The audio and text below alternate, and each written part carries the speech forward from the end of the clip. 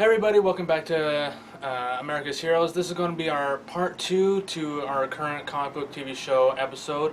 Since we weren't able to do the full episode last time because of camera failure, we're doing a part 2. Now, since we've covered Gotham, Supergirl, Flash, and Arrow this week, or this video, we're going to be doing Agents of S.H.I.E.L.D., Jessica Jones, and Daredevil from Netflix. Okay, so let's get into Agents of S.H.I.E.L.D. So, for you, Earl, what do you think is the biggest part of the Agents of S.H.I.E.L.D. TV show now, and what is the worst part of it?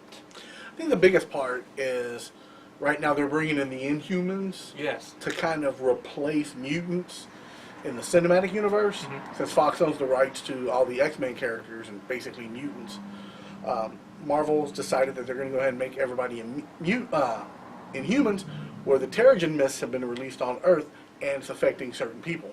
And I think that bringing in the Inhumans into the TV show is actually a much better way than just introducing them in a one-off movie years down the road. Sure, there's so much more you can do now. You can introduce certain Inhumans at certain times before you lead up to the big royal family, Black Bolt, Medusa and Crystal and everybody. And since there are tons of Inhumans, you can even bring in new Inhumans and even smaller Inhumans, or even one or two major Inhumans that you might not see in the movie. And you can even, due to the Terrigen Mist, you can even make mutant-like characters. Yeah. And they're not mutants, and Fox doesn't get the rights to those automatically. So, so you could go ahead and have the Inhumans come up like that. You can have a guy, an Inhuman with, lasers, beams out of his eyes and stuff like that. Yeah, we can have someone teleporting with a Banff. Or... Yep, little green guy instead of blue. Yeah, that'd be funny. So there are 3 seasons currently of Agents of S.H.I.E.L.D. Which one do you think is your most favorite? I would say the season ender of where they mixed up aspects of S.H.I.E.L.D. being dismantled in Captain America Winter Soldier, and S.H.I.E.L.D. being disassembled in the TV show. Shows really good continuity, that they're working well together. The only problem I have with that sometimes is when you're doing a TV show and you have to base everything around what they do in the movies. Yeah, that can get a little hectic sometimes. It can stifle, creativeness, or, let the showrunners can't do what they want to because something's happening in a movie. But it seems to work out well so far. I'm really interested to see how things at the end of Civil War is going to affect Agents of S.H.I.E.L.D. Yeah, for me, I liked the beginning half of Season 1 and now the ending of Season 2 and so forth. That was... It really did drop for me in like the first half of Season 1 and up to the Captain America Winter Soldier crossover for the TV show. Up till then, it wasn't really interesting, but after that, it really did pick up. Yep. Because now Colston is pretty much in charge. He's having to take the reins of everything. He's in the Nick Fury role. And it's interesting how to see with no backup support from the government. You've got a little bit of, Hydra and S.H.I.E.L.D. kind of agree to coexist. Yeah, a little bit. That's interesting. And speaking of Sam Jackson, there have been a couple of people, or a few people I've talked to, that don't really like the show, mostly because it has Coulson in it, and they don't really care for the character too much and think that he should have died, though for me it's kind of hit and miss. But what do you think if the show had starred Samuel L. Jackson as Nick Fury in the role? Do you think it could have been better with probably the same writers, but maybe a little different of story? I don't think so. Sam Jackson's he's always been a movie actor, never really a TV actor. And that kind of schedule, could have affected, how he acts, his mood. It's easier to go off and do, a movie for 2 or 3 months than, the grind of every day, shooting 5-6 days a week to get one episode. Not only that, I can take the Nick Fury character in bits and pieces. If he were around the entire time, it would almost get kind of annoying. Yeah. At least Coulson was one of those characters in the movies that I really liked, and then bringing him back, albeit with a little bit of attitude change, it was fine. I think you can't have Nick Fury running it. He's too much of a target. I do like the fact that they were starting to show some more of the space intergalactic stuff Yeah. on S.H.I.E.L.D. It's starting to tie in with more of the other movies. And I think we're going to start seeing more hints about things about the Inhumans on the TV show as they go further along before the movie. What would be cool is if you see the Inhumans pop up more during the next 2 seasons, and then at the end of one season, right before the movie comes out, you actually see Black Bolt, Medusa, Yeah. Lockjaw, the entire royal family. That'd be cool. That would be really nice, and that would lead straight to the movie. Everybody's watching the TV show. They can, okay, I know these characters. It's not like Guardians of the Galaxy where you go in and hope the movie was good, which it was. But you already familiar with these characters, and then you can go to the movie and you know what you're watching. They're the power behind certain things that Inhumans are doing on Earth. Maybe you can start having the Inhumans start... Referencing them?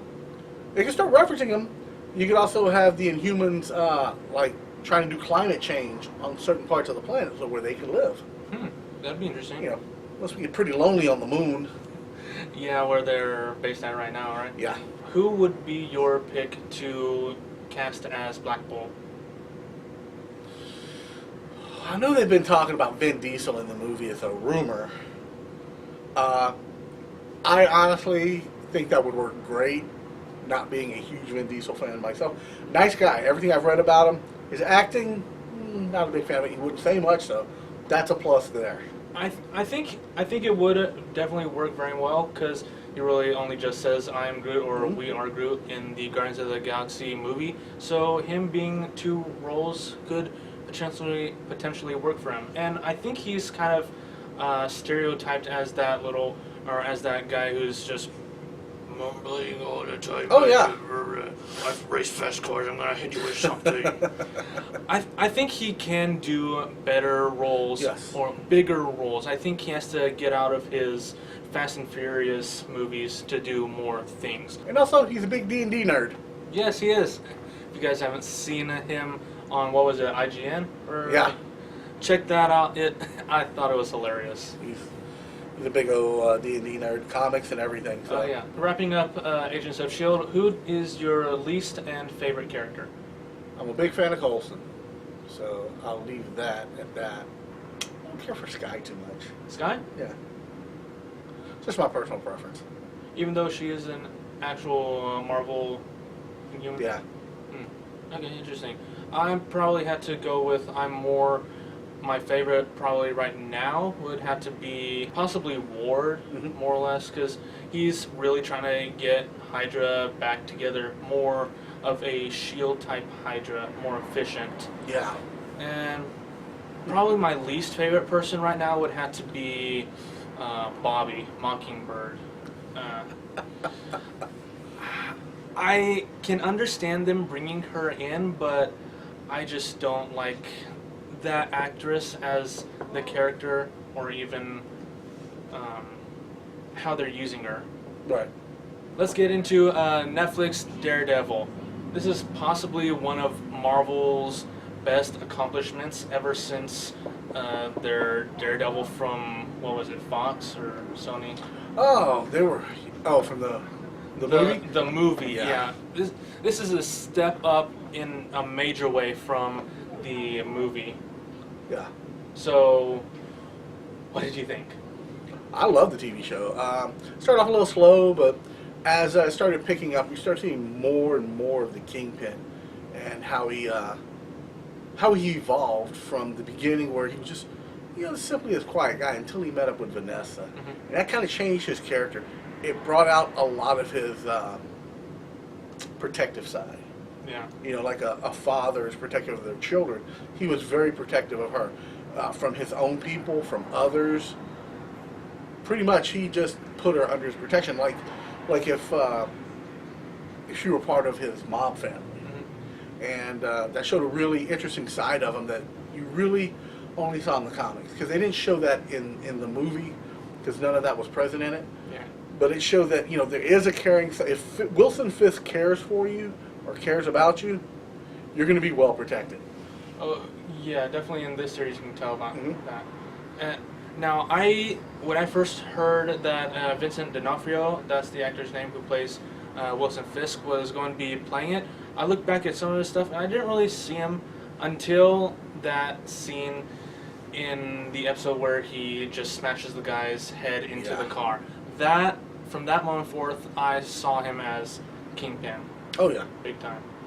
And I really like that this first season of Daredevil was an origin story. I liked that it actually had some similarities to the what is it, the Man Without Fear, the graphic Yes. novel. hmm Yeah, that was intentional too. If you notice, like at the end of the credits, they always gave credit to guys like Brian Bendis, Frank Miller, John Romita Jr. A lot of the guys, Stan Lee, everybody who worked on Daredevil. I like the fact that they showed a lot of things about his childhood, flashbacks to his dad, how his dad was, fixing the fights and everything. It really showed you what drove Matt Murdock to the point where he needed to be this lawyer, and actually why he needs to be Daredevil. Yeah. That's his home. Hell's Kitchen is his home. That's where he lives. That's where it was a good place for him to grow up. Now it's pretty much just like, drug infested, prostitute riddled, all kinds of stuff. Yeah. So it shows you his motivation on one side to be the superhero to help everybody, outside of the law, and also be the lawyer to help everybody within the confines of the law. Avocados at law. Yeah. Yeah. And Foggy was good. Yeah, I liked I like the Foggy. character there. Thought there was a little too much drama, whining, going back and forth between him and Karen Page. But if the Karen Page character can evolve like she did in the comic, and we see some of what happened to her in the second and third season, I think it'll be a really interesting character to follow. Oh yeah. Now they brought in a major character from the comic books as well. They brought in Ben Reilly. Yes. What did you think of him being in Daredevil? I really like having Ben Reilly in there because, wait, what's his name? The actor? No, it's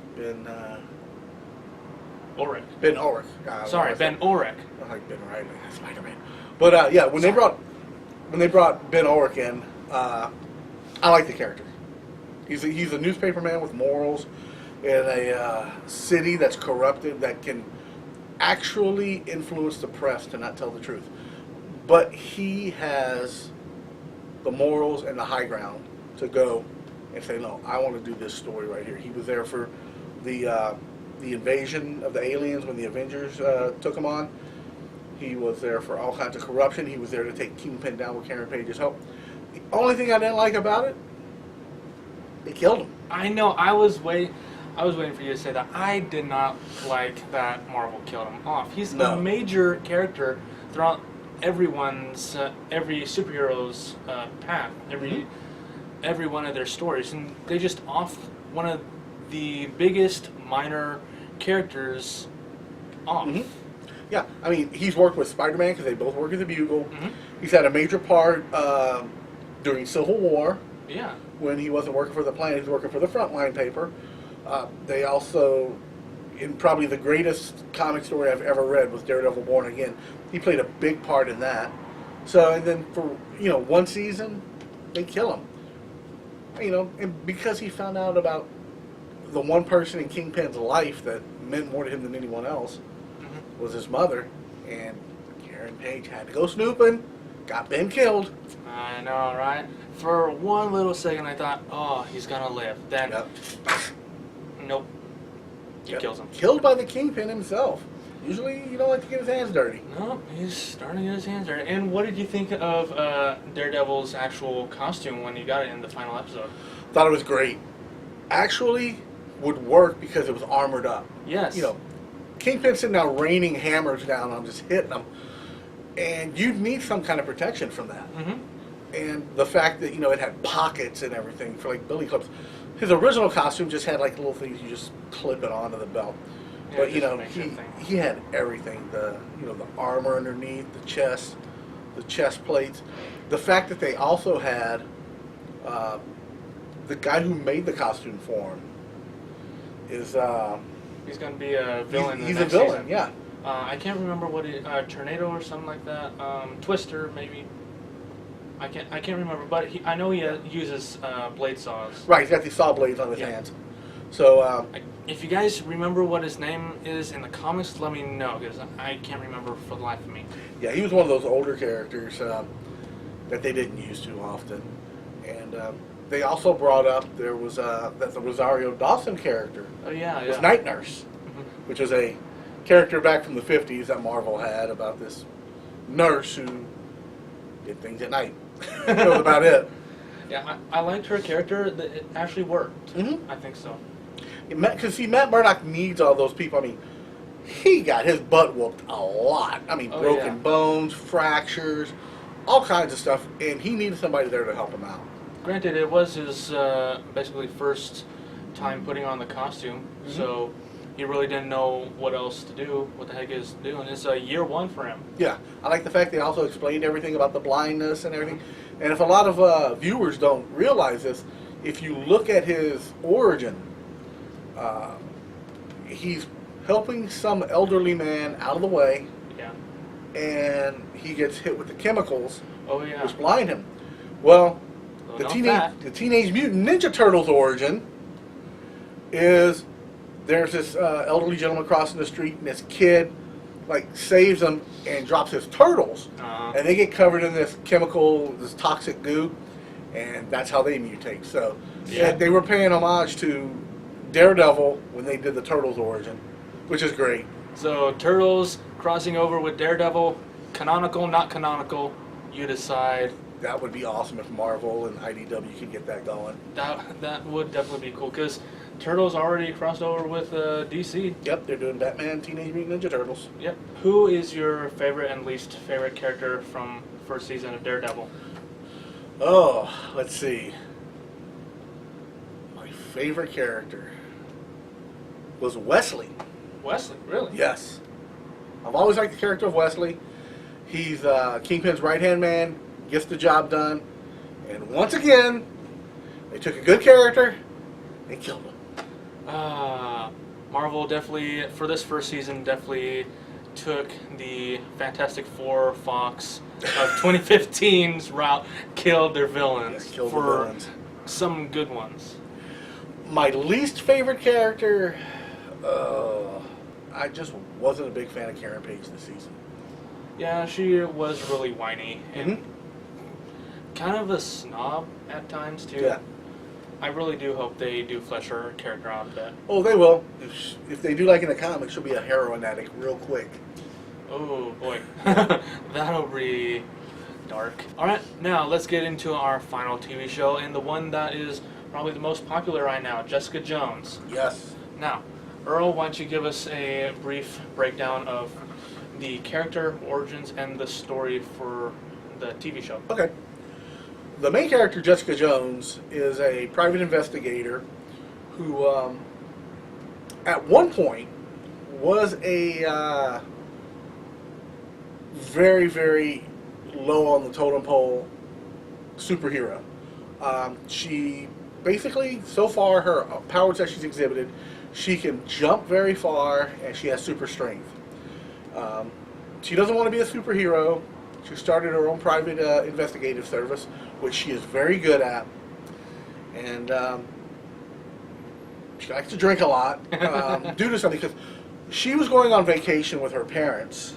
And for everybody who hasn't seen it yet, this is going to contain quite a few spoilers. Big spoilers, yeah. Yeah, she was, they were going on vacation. She was arguing with her brother, and they got into a car accident. She was the only one that survived, presumably due to her superpowers.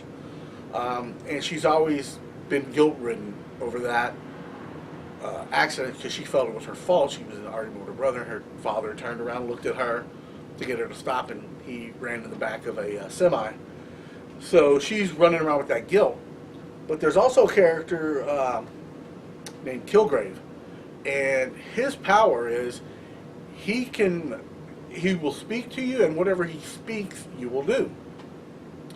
So they differentiate in the comics and the Netflix show by a few things. They were a lot more graphic in the comic about what he did to her. Yeah. And but apparently he made her do various things with him, with other people of a sexual nature. He also made her commit crimes for him, and she finally ended up breaking his hold on her, and she thought he was dead, but he wasn't. He came back, and she was just fearing for her life. And this is the struggle of her trying to help people while also maintaining her sanity and her own well-being while trying to fight this guy. Yeah, and the TV show, from Netflix point of view, it's not considered a superhero TV show. It's considered a neo-noir psychological thriller. So don't expect to watch it as a superhero TV show.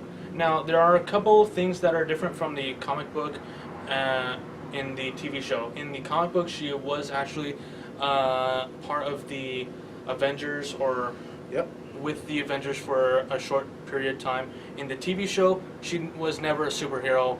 She did have the costume for maybe like 5 minutes because Trish showed it to her. Yeah.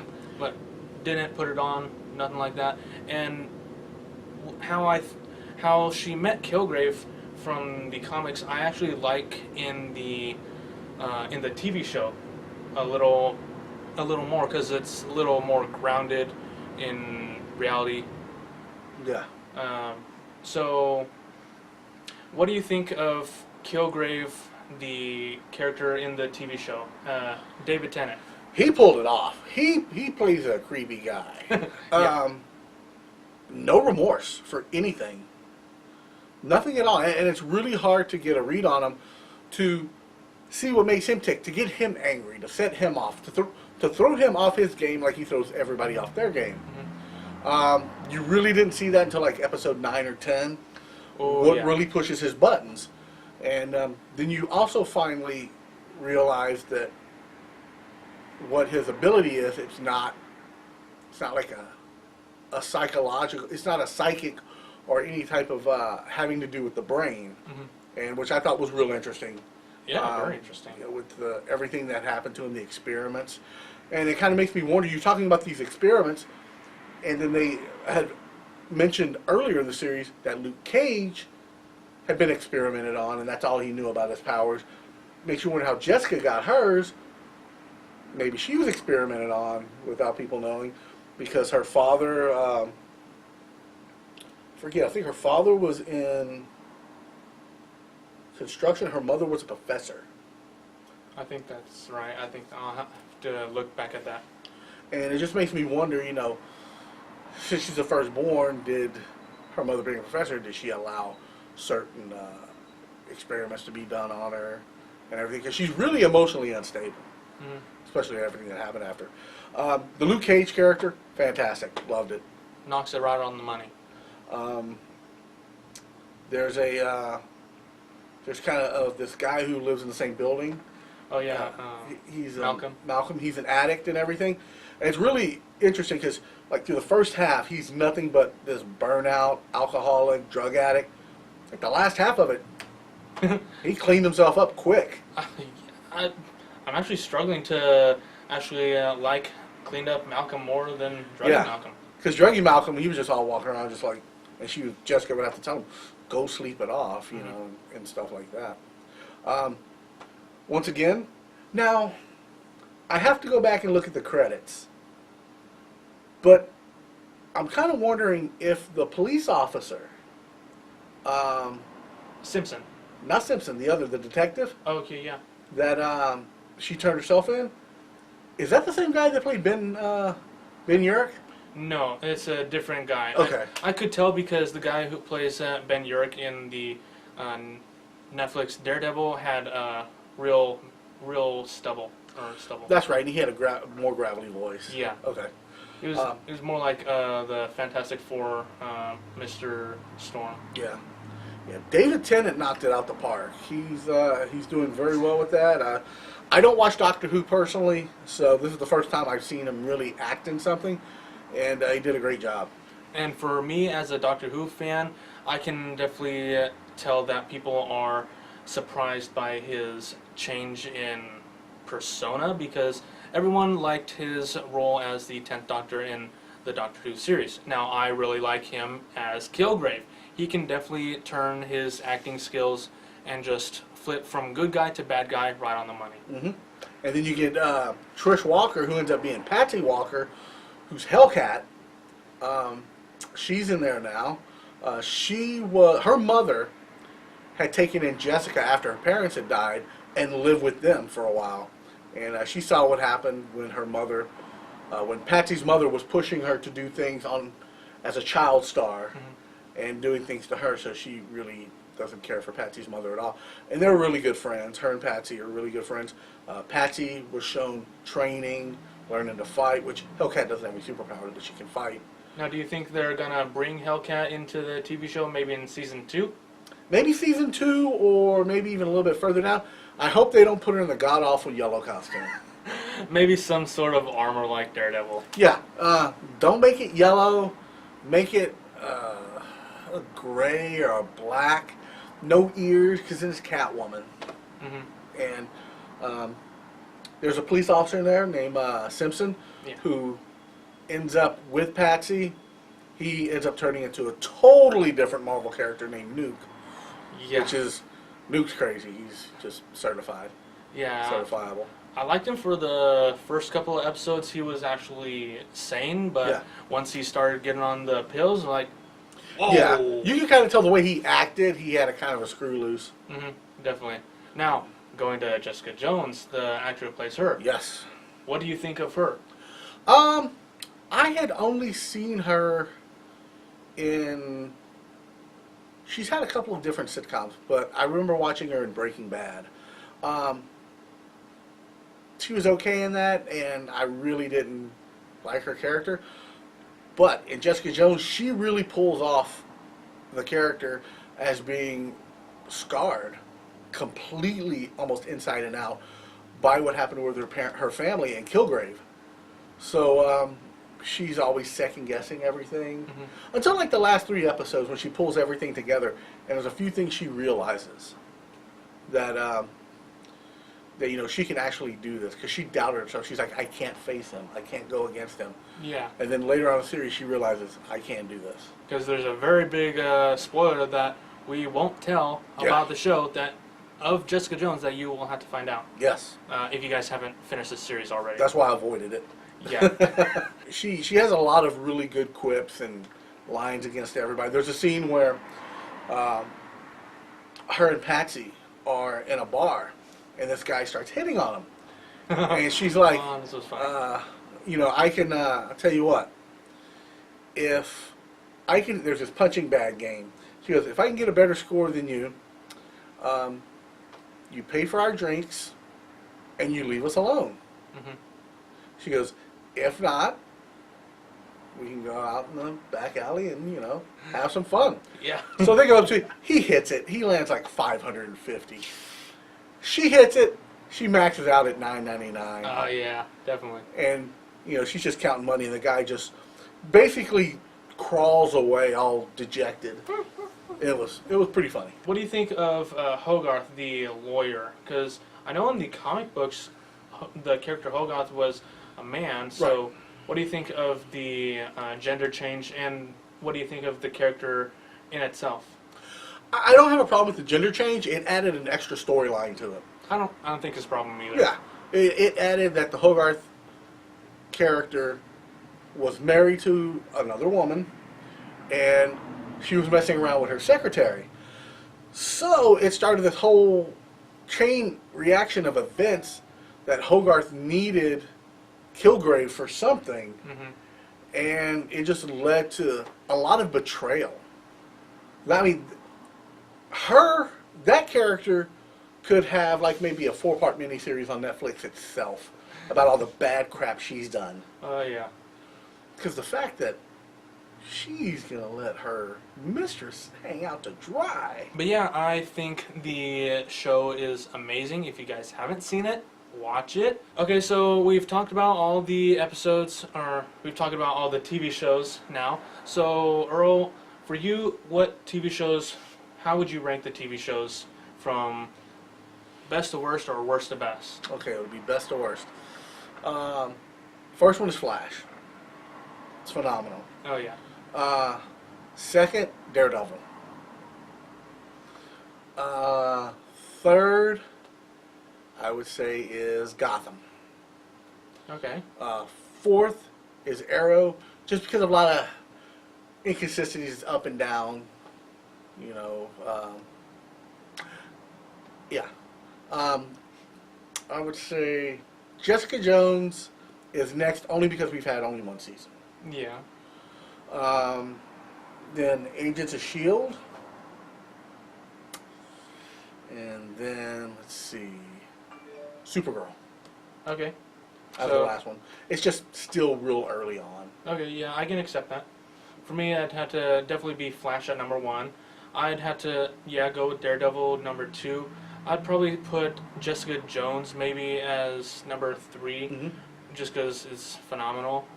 Arrow at number 4. Let me see, what else was there? Agents of S.H.I.E.L.D. number 5. Supergirl number 6. And Gotham at number 7, just because of the first season. Yeah. I really haven't gone very far into season 2 at all. Season 2's been good. I'm about 5 episodes behind. I need to catch up in the next few weeks. Yeah. So that's it for this 2-parter episode. Thank you guys for sticking with us, and sorry that it actually had to be a 2-parter episode. Tune in next week, since we missed out last Monday. Tune in next week, where we are going to be talking about all things Star Wars. So thank you guys for tuning in to America's Heroes. Thank you, Earl, for You're letting welcome. us do it here. No problem. And that's it for me and Earl. Check us out on Twitter. Their America's Heroes is at AH Comics. I'm at real nerdword on Twitter. I had to remember that for a minute. Thank you guys for sticking around. Well, see you guys later. Bye.